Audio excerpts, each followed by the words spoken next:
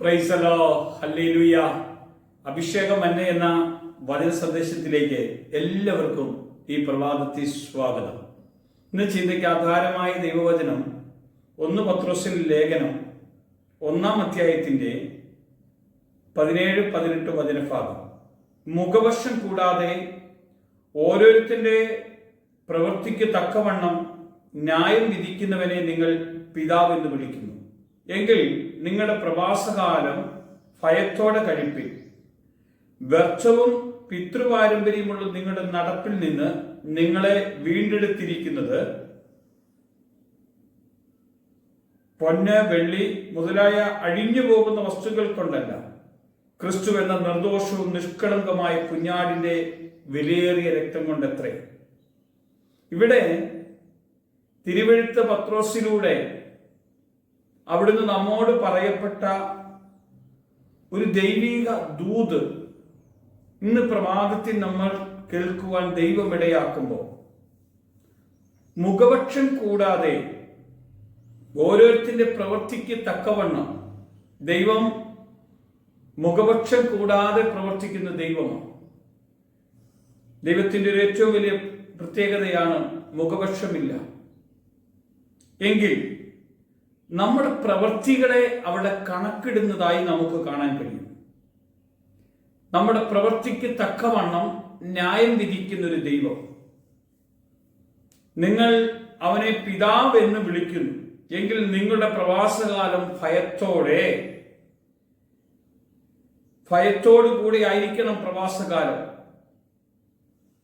എന്ന് ദൈവം അവിടുന്ന് ആഗ്രഹിക്കുന്നുണ്ട്. അതിന്റെ അർത്ഥം, നമ്മൾ കർത്താവിനെ രക്ഷിതാവും നാഥനുമായി സ്വീകരിച്ച് കർത്താവിന്റെ കൃപയിലേക്ക് നമ്മൾ കടന്നു വന്ന് നമ്മൾ കർത്താവിന്റെ കൂടെ ജീവിക്കാൻ വേണ്ടി വിളിക്കപ്പെട്ടവരാണ്. നേരെ നമ്മുടെ പ്രവർത്തനങ്ങൾ വിലയേറിയതാണ്, നമ്മുടെ പ്രവൃത്തികൾ വിലയേറിയതാണ്, നമ്മുടെ ജീവിതത്തിന്റെ സാഹചര്യങ്ങളെല്ലാം ദൈവം ശ്രദ്ധിച്ചു കൊണ്ടിരിക്കുന്നതാണ്. എന്നിട്ട് കർത്താവ് പറയുകയാണ്, നിങ്ങളെ ഞാൻ വീണ്ടെടുത്തിരിക്കുന്നത് എങ്ങനെയാണ്? വ്യർത്ഥവും പിതൃപാരമ്പര്യമുള്ള നിങ്ങളുടെ നടപ്പിൽ നിന്ന്. കാരണം നമ്മുടെ നടപ്പ് നമ്മുടെ പാരമ്പര്യത്തിന്റെ പുറകെയായിരുന്നു നമ്മുടെ ജീവിത സാഹചര്യങ്ങൾ. ബൈബിൾ നമ്മോട് പറയാണ്, വ്യർത്ഥവും പിതൃപാരമ്പര്യമുള്ള നിങ്ങളുടെ നടപ്പിൽ നിന്ന് നിങ്ങളെ വീണ്ടെടുത്തിരിക്കുന്നു. കാരണം നമ്മുടെ നടപ്പ്, നമ്മുടെ പ്രവൃത്തി ഇതെല്ലാം കാണുന്ന കർത്താവ് നമ്മോട് പറയാണ്, പിതാവിന്റെ പാരമ്പര്യവും നമ്മുടെ പാരമ്പര്യത്തിൽ നിന്നെല്ലാം വിട്ടിട്ട് എന്ത് ചെയ്യണം? നിങ്ങളെ വീണ്ടെടുത്തത് ആരാണ്? എങ്ങനെയാണ് വീണ്ടെടുത്തത്? ഇവിടെയാണ് നമ്മൾ കാണേണ്ടത്. പൊന്ന്, വെള്ളി മുതലായ അഴിഞ്ഞു പോകുന്ന വസ്തുക്കൾ കൊണ്ടല്ല വീണ്ടെടുത്തത്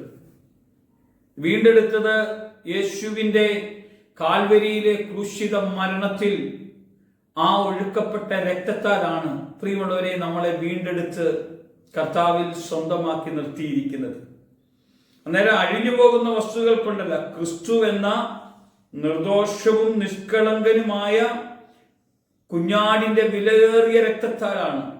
കാരണം ഇവിടെ രക്തത്തിന്റെ വില നിർണയിക്കാൻ പറ്റാത്തതിലപ്പുറം നമ്മുടെ പാപത്തെ മുഴുവനും ശുദ്ധീകരിച്ച് നമ്മുടേതായ സകലതിനെയും കഴുകി ക്രിസ്തുവിന്റെ മകനും മകളുമാക്കി വേർതിരിക്കാൻ തക്കവണ്ണം ദൈവം ഒരുക്കിയെങ്കിൽ നമ്മുടെ പ്രവർത്തനവും പ്രവൃത്തികളും ദൈവഹിതപ്രകാരം ആകണമെന്ന് ദൈവം ആഗ്രഹിക്കുന്നു.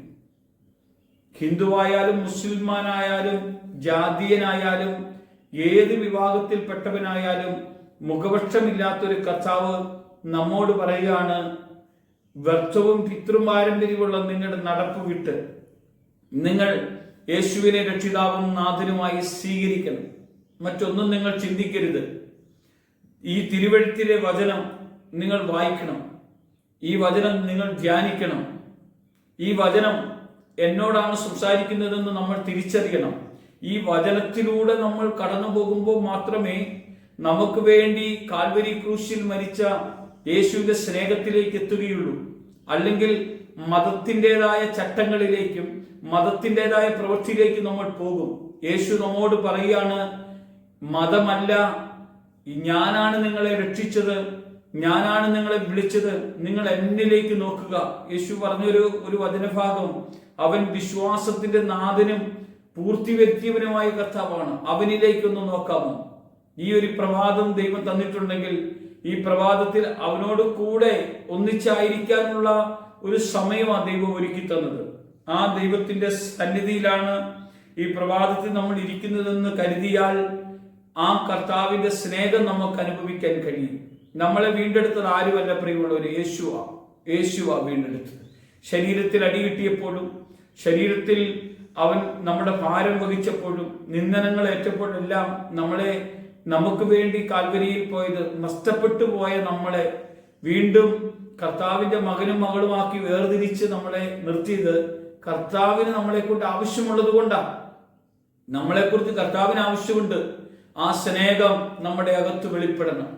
ഒരു നിമിഷം പ്രാർത്ഥിക്കാം. കർത്താവേ, ഈ പ്രഭാതത്തിൽ ഞങ്ങൾ ഈ വചനം കേൾക്കുമ്പോൾ മുഖപക്ഷമില്ലാത്ത ഞങ്ങളുടെ കർത്താവ് അവിടുന്ന് ഞങ്ങളോട് ഇങ്ങനെയാ പറഞ്ഞത്, നിങ്ങളുടെ ജീവിതം ക്രിസ്തുവിന് വേണ്ടി വേർതിരിക്കപ്പെടുവാനാണ് നീ ഞങ്ങളെ ഒരുക്കിയതെങ്കിൽ ഞങ്ങൾ അവിടുത്തെ കൃപയാലും അഭിഷേകത്താലും നിറയ്ക്കണം.